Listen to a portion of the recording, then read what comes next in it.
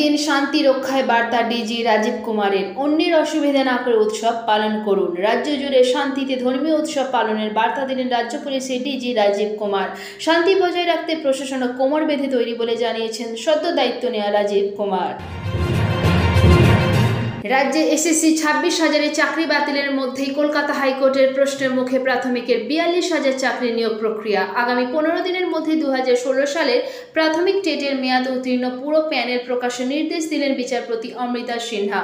মামলার পরবর্তী শুনানি 30 জুলাই। অন্য কোনো বোর্ডে রেজিস্টার করা রয়েছে এমন পড়ুয়াদের রেজিস্ট্রেশনের জন্য অনুমতি দেওয়া হবে না। নবম শ্রেণীর অনলাইন রেজিস্ট্রেশনের বিস্তারিত নির্দেশিকায় সে কথা জানালো মধ্যশিক্ষা পর্ষদ। বলা হয়েছে, এরকম কোনো ঘটনা পর্ষদের নজরে এলে স্কুল বা ঘটনার সঙ্গে যুক্ত পড়ুয়াদের বিরুদ্ধে শাস্তিমূলক ব্যবস্থা নেওয়া হবে। সেনা সূত্রের খবর অনুযায়ী জম্মু ও কাশ্মীরের ডোডা জেলায় জঙ্গিদের সঙ্গে গুলির লড়াইয়ে শহীদ হলেন একজন সেনা আধিকারিক সহ 5 জন জওয়ান। এখনও এনকাউন্টার চলছে, সূত্রের খবর। সুপ্রিম কোর্টে পিছিয়ে গেল 26,000 চাকরি বাতিল মামলার শুনানি। 3 সপ্তাহ পর ফের মামলা উঠবে সুপ্রিম কোর্টে। হাইকোর্টে চাকরি বাতিল করলেও বহাল রেখেছিল সুপ্রিম কোর্ট। যোগ্য অযোগ্যদের চিহ্নিত করে তালিকা তৈরির নির্দেশ দিয়েছিল সর্বোচ্চ আদালত। চলতি বছরে এখনো পর্যন্ত রাজ্যে ডেঙ্গু আক্রান্তের সংখ্যা 441 জন। যদিও এখনো কারো মৃত্যুর খবর নেই বলে কেন্দ্রীয় স্বাস্থ্য মন্ত্রকের তরফে উল্লেখ করা হয়েছে। এপ্রিল মাসের শেষে রাজ্যের ম্যালেরিয়া আক্রান্তের সংখ্যা 2164 ছিল। এখনো পর্যন্ত রাজ্যে ম্যালেরিয়া আক্রান্ত হয়ে একজনের মৃত্যু হয়েছে। ধীরে ধীরে বাড়ছে ডেঙ্গু আক্রান্তের সংখ্যা।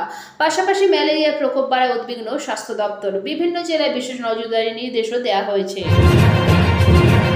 হরিয়ানার এক জনসভায় হাত শিবিরকে আক্রমণ করলেন স্বরাষ্ট্রমন্ত্রী অমিত শাহ। কর্ণাটকে অনগ্রসর শ্রেণী থেকে ছিনিয়ে নিয়ে মুসলিমদের জন্য সংরক্ষণ চালু করেছে কংগ্রেস। আর এই বছরই হরিয়ানায় বিধানসভা নির্বাচন। তার ঠিক আগেই সেখানে ভাষণ দেওয়ার সময় সুর চড়ালেন অমিত শাহ। লোকসভা ও বিধানসভায় পরাজিত প্রার্থীদের মধ্যে কেউ যদি ইভিএম এর নিরপেক্ষতাকে চ্যালেঞ্জ করেন তাহলে তাদের যাচাইয়ের সুযোগ দিতে হবে, এমনটাই নির্দেশ ছিল সুপ্রিম কোর্টের। সেই সুযোগ দিতে তৈরি নির্বাচন কমিশন। পরাজিত প্রার্থীদের এক প্রকার পাল্টা চ্যালেঞ্জ ছড়ে ইভিএম এর নিরপেক্ষতা যাচাইয়ের একাধিক বিকল্প ব্যবস্থা ঘোষণা করল নির্বাচন কমিশন।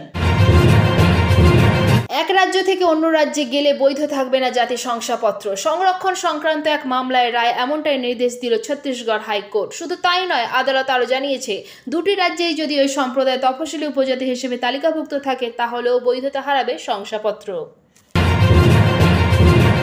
আজকের আবহাওয়ার পূর্বাভাস। আলিপুর আবহাওয়া দপ্তর সূত্রে খবর, আজ এবং আগামীকাল বৃষ্টি আরও কমবে, তবে অল্প বিক্ষিপ্ত বৃষ্টি হতে পারে, কিন্তু আপাতত ভারী বৃষ্টির কোনো সম্ভাবনা নেই দক্ষিণবঙ্গের জেলাগুলিতে। দক্ষিণবঙ্গের কলকাতা, হাওড়া, হুগলি, 2 চব্বিশ পরগনা, 2 মেদিনীপুর, ঝাড়গ্রাম, পুরুলিয়া, বাঁকুড়া, 2 বর্ধমান, বীরভূম, মুর্শিদাবাদ এবং নদিয়ার মতো জেলাগুলিতে হালকা থেকে মাঝারি বৃষ্টির সম্ভাবনা রয়েছে। অন্যদিকে গত কয়েকদিনে উত্তরবঙ্গের বেশ কিছু জেলায় একটানা ভারী বৃষ্টি হয়েছে।